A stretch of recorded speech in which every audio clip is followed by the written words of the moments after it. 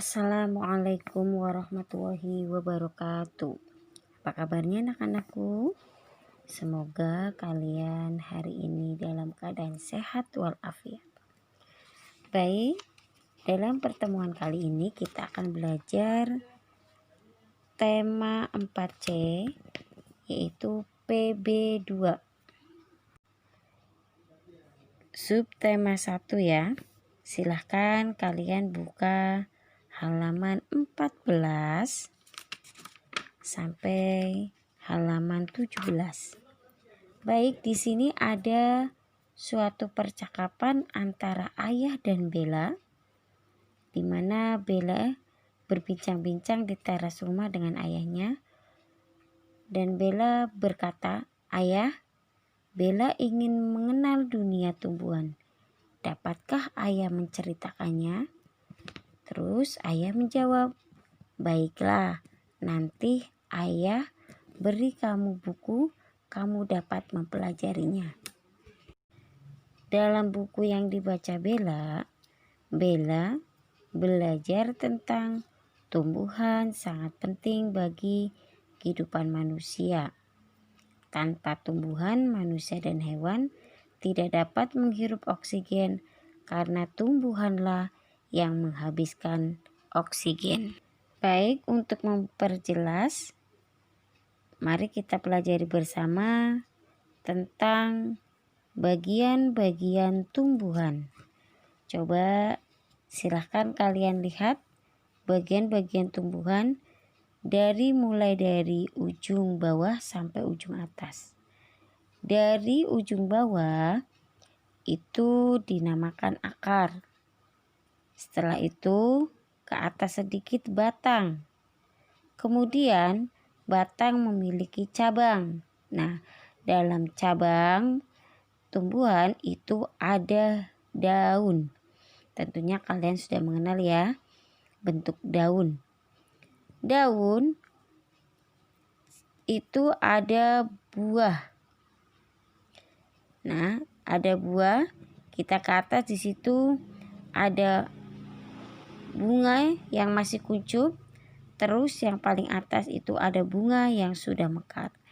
Nah, dalam satu kesatuan ini tumbuhan ini namanya tunas. Dalam bagian-bagian tubuh tumbuhan itu memiliki fungsi masing-masing ya. Nah, di sini kita akan pelajari yang pertama, akar. Nah, akar itu merupakan bagian tumbuhan yang terletak di bawah tanah. Di sini ada dua macam akar, yaitu akar tunggang dan akar serabut. Apa itu akar tunggang? Akar tunggang merupakan akar yang panjang dan tebal, ya. Akar tunggang itu tumbuh terus, sementara akar-akar yang lebih kecil tumbuh pada sisi-sisinya. Contoh tumbuhan yang memiliki akar tunggang adalah mangga dan rambutan. Jadi akar ini bersifat sangat kuat ya. Sedangkan akar serabut itu merupakan sekelompok akar yang panjang dan halus. Jadi lembut-lembut. Contohnya di sini tumbuhan yang memiliki akar serabut yaitu rumput, bambu, dan padi. Akarnya kecil-kecil ya. Kalian bisa lihat pada gambar jenis perakaran akar tunggang dan akar serabut. Sekarang apa sih fungsi akar? Fungsi akar itu yang pertama untuk menyangga tumbuhan dan melekatkan tumbuhan dengan kuat ke tanah. Jadi yang menyangga tumbuhan itu akar ya. Yang kedua, fungsi akar itu untuk menyerap air dan mineral dari dalam tanah. Nah, di sini tuh kan yang menyerap air ternyata akar. Akar inilah yang menyerap ini adalah rambut-rambut akar ya.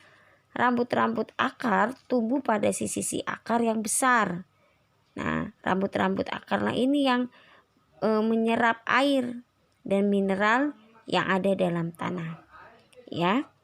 Banyak jenis tumbuhan yang akarnya pun berfungsi sebagai tempat menyimpan makanan. Nah, Jadi fungsi akar yang ketiga itu sebagai tempat menyimpan makanan. Ya, hal ini membantu tumbuhan untuk bertahan hidup. Ya, kita juga dapat memakan jenis akar tersebut seperti wortel, lobak putih, dan lobak merah.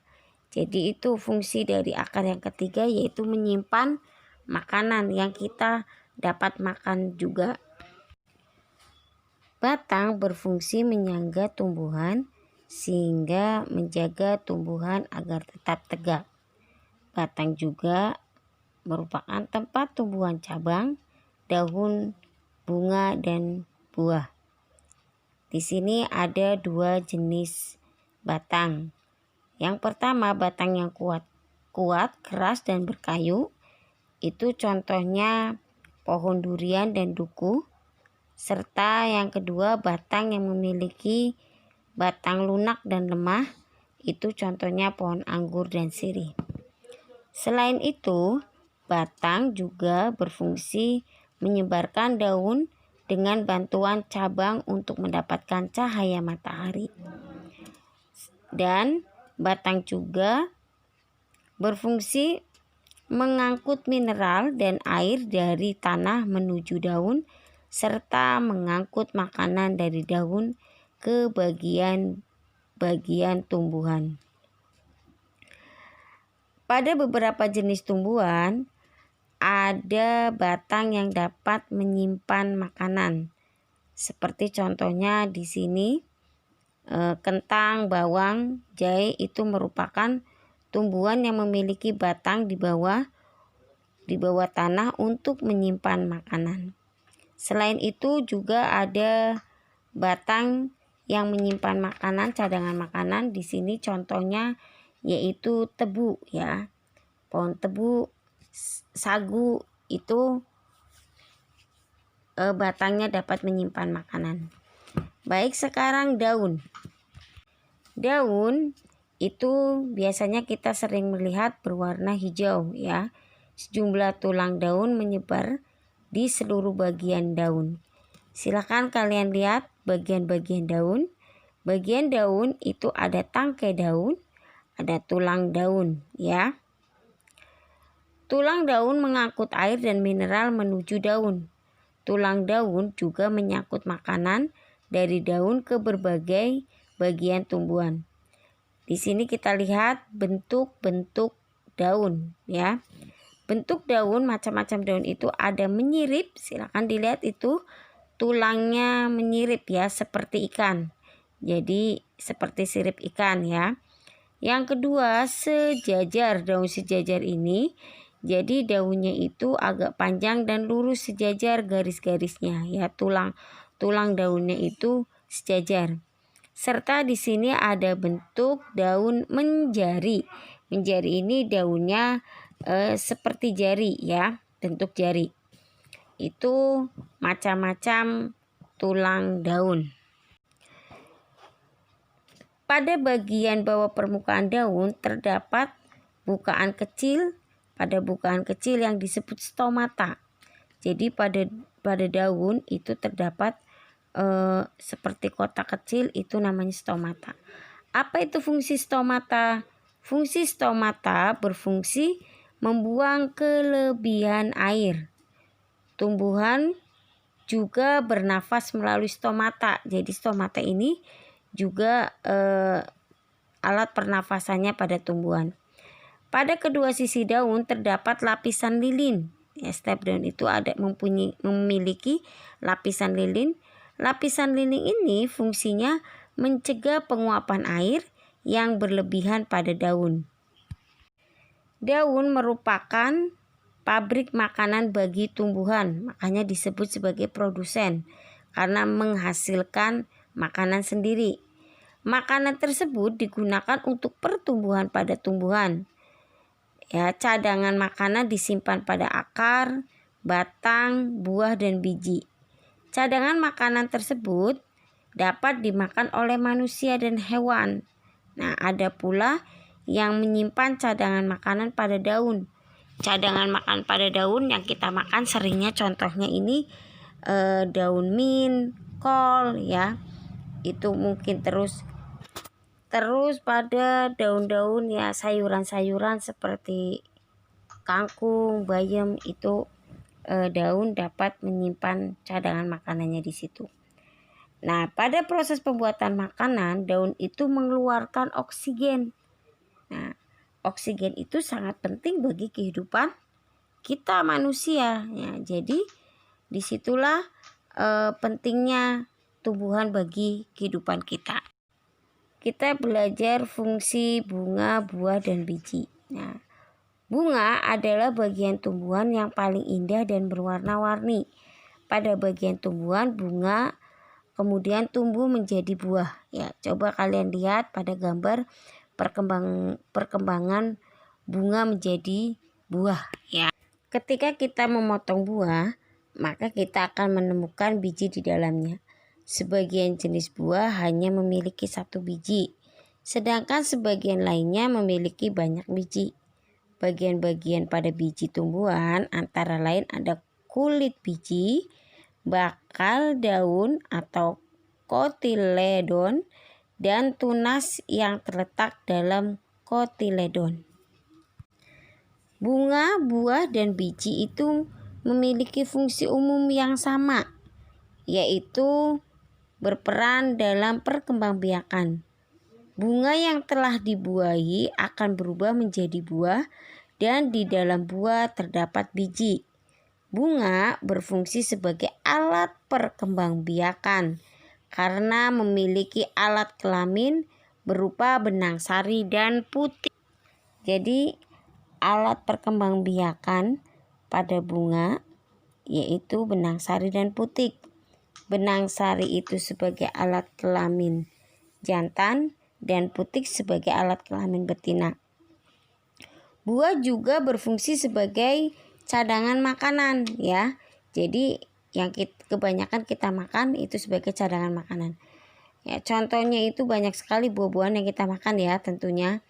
Nah, adapun biji itu berfungsi sebagai calon tumbuhan baru. Demikianlah bagian-bagian tumbuhan dan fungsinya. Kalian silahkan kerjakan halaman 17, ayo jawab ya. Selanjutnya kita akan belajar tentang bagian-bagian bunga. Bagian-bagian bunga itu silahkan kalian lihat gambar bagian-bagian bunga. Yang pertama adalah tangkai bunga. Yang kedua adalah ada kelopak bunga, terus ada putik, terus ada benang sari, serta mahkota bunga. Nah, pada bagian-bagian bunga itu memiliki fungsi masing-masing ya. Mari kita pelajari bersama. Tangkai bunga berada pada bagian bawah bunga. Tangkai bunga berperan sebagai penahan atau penopang bagian-bagian bunga yang ada di bagian atasnya. Tangkai bunga juga berfungsi sebagai penyambung antara bunga dan batang atau ranting. Kelopak bunga. Kelopak bunga merupakan bagian yang melindungi mahkota bunga ketika masih kuncup. Biasanya bentuk dan warnanya menyerupai daun, yaitu hijau ya. Sekarang putik. Apa fungsi putik? Putik merupakan alat kelamin betina bunga. Putik terdiri atas kepala putik dan tangkai putik. Putik biasanya berjumlah 1 di tengah-tengah bunga dan dikelilingi oleh banyak benang sari. Sekarang benang sari. Benang sari merupakan alat kelamin jantan bunga. Benang sari terdiri atas kepala sari dan tangkai sari.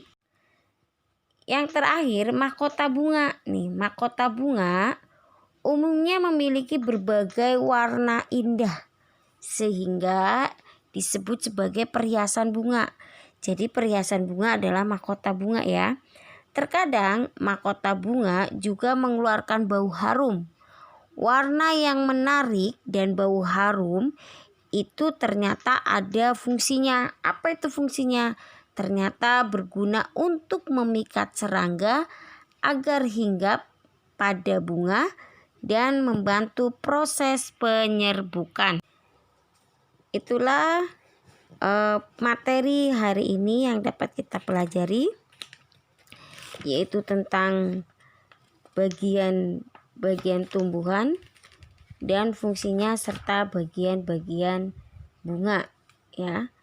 Silahkan untuk menambah pengetahuan kalian bagaimana bagian-bagian dari bunga. Kalian kerjakan halaman 20 ya.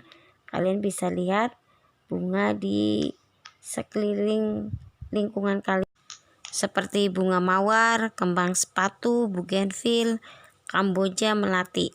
Kalian amati ya dan tentukan apakah dari bunga-bunga itu ada kelopak bunganya, mahkota bunga, ada putik atau ada benang sarinya. Baik, mungkin itu saja dari Ibu. Kurang lebihnya mohon maaf. Wabillahi taufiq wal hidayah. Wassalamualaikum warahmatullahi wabarakatuh.